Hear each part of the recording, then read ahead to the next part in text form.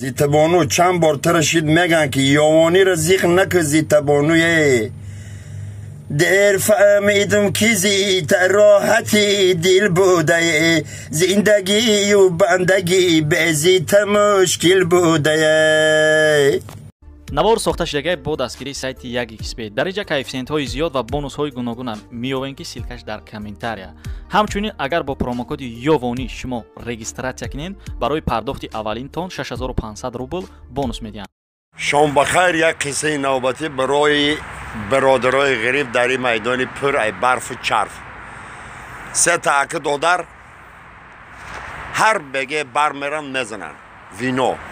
بکالختی هابی ترادیسیا پاستا یانا اکی کلونشون زنه گوده که میگیره امریکا میره خد دو تا میمونن میرن سه بکال میگیره یا تاینامی او براتن دو تاینامی خشون میزنن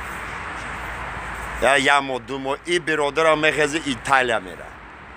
دیگه بیچاره تاقه میمونه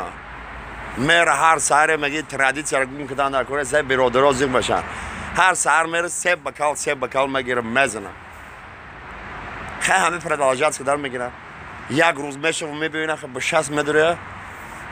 مگه براتن دو بکال ریز برمه فکر میکنی برادر چندین سالا شد میومد سه تا میزدن اک دو درو و یا رفتن از نشه یگان تاش مرده یگان گپ شیده ایده